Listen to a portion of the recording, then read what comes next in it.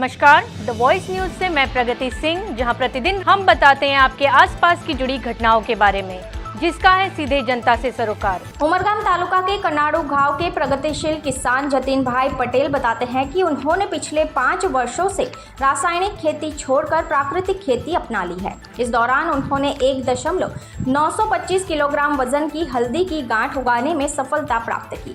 यह तो केवल एक हल्दी की गांठ का वजन है, जबकि उन्होंने अपने खेत में कुल 15,400 हल्दी के पौधे रोपे हैं। जतिन भाई पटेल आगे बताते हैं कि जब हल्दी की फसल तैयार हुई और खुदाई की गई तो एक गांठ का वजन 1.925 किलोग्राम निकला। आमतौर पर बाजार में मिलने वाली हल्दी केवल 1 साल तक मिट्टी में रहती है, लेकिन उन्होंने अपने खेत को प्रयोगशाला मानकर एक नया प्रयोग किया और हल्दी को 2 वर्षों तक मिट्टी में रखा, जिससे यह मजबूत और अधिक वजनदार हुई। हल्दी का सबसे अधिक उपयोग रोग प्रतिरोधक क्षमता बढ़ाने में किया जाता है। वे बताते हैं कि हल्दी को गर्म नहीं करते, क्योंकि गर्म करने से उसके पोषक तत्व नष्ट हो जाते हैं। जब हल्दी की फसल तैयार हो जाती है तो मात्र गांठ से स्लाइस काटकर सुखाया जाता है और फिर क्रश करके पाउडर बनाया जाता है। पिछले साल हल्दी पाउडर 600 रुपये प्रति किलोग्राम की दर से बेचा गया था। इसके अलावा हल्दी के बीज भी तैयार कर बेचे जाते हैं, जिससे अतिरिक्त आय होती है। इस प्रकार प्राकृतिक खेती अपनाकर जतिन भाई पटेल ने केवल हल्दी की खेती से 2 वर्षों में 2.80 लाख रुपए की कमाई की और आर्थिक उन्नति की नई राह बनाई। उनकी इस सफलता को देखकर आसपास के गांवों के किसान भी प्राकृतिक खेती में रुचि दिखाने लगे हैं और इस पद्धति की ओर अग्रसर हो रहे हैं। दी वॉइस न्यूज़ के लिए ओलिवर ठक्कर की रिपोर्ट।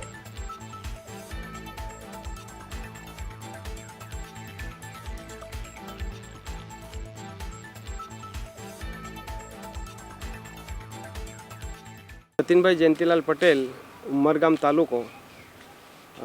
प्राकृतिक खेती करूँ छूँ અને આ મારું ખેતર છે। ખેતરની અંદર આંબાના ઝાડની નીચે હળદર રોપેલી છે। હું આત્મા પ્રોજેક્ટની અંદર જોડાયેલો છું લગભગ 2017થી અને પ્રાકૃતિક ખેતી પણ 2017થી કરું છું। મને પ્રેરણા મળી હતી સુભાષ પાલેકર 2017ની અંદર ગાંધીનગર આવેલા ત્યારે શિબિર કરી હતી। તે પછી આત્મામાં જોડાયો અને આત્મા પ્રોજેક્ટ તરફથી જ્યારે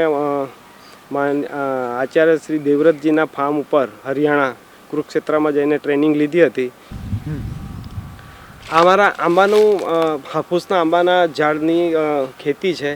એની નીચે ઇન્ટરક્રોપ તરીકે આ એક હળદર રોપેલી છે, જેની ઝાડના જે કેનોપીના હિસાબે જે રીંગ બનાવું છું એની ઉભાર ઉપરથી ઉભાર ઉપર જે હળદર લગાવેલી છે, જે હળદર જે ખોરાક આપણે આંબાને જે આપીએ તે એને મળે છે અને એના જે તત્વો એના રૂટની અંદર હોય એ આંબાને આપે। એવી રીતે એક આખા વાડીની અંદર 1100 ઝાડમાં એક કેસર સેલમ નામની એક વેરાયટી છે એ રોપેલી છે। જુઓ તમે આ 2-2 ફૂટ ઉપર લગાવેલી છે અને એ આખું ઝાડના જે કેનોપીના હિસાબે લગભગ એક છોડમાં 30-40 એક તો લગભગ હશે જ અહીંયા।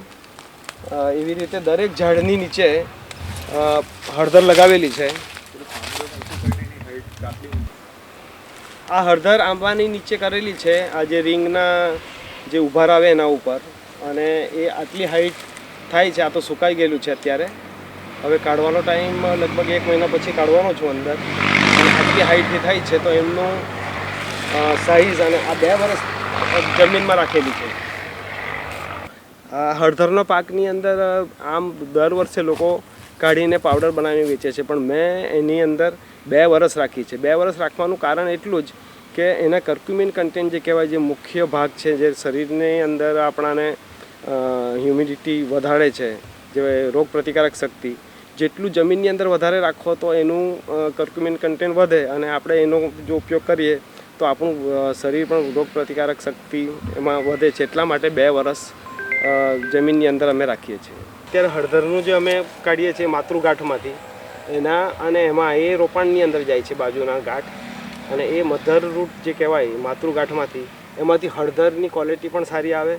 એની સુગંધ, એની ગુણવત્તા લગભગ 2 વર્ષ સુધી પણ રાખો તો પણ એની સુગંધ અને ગુણવત્તા બિલકુલ ખરાબ નથી થતી। એને પાવડર બનાવવા માટે અમે બોઇલ કરતા નથી, એની સ્લાઇસ પાડીને સૂકવીને અને એનો પાવડર બનાવીએ છીએ। खबरों में बने रहने के लिए तो वॉइस न्यूज को सब्सक्राइब करें और बेल आइकन दबाएं।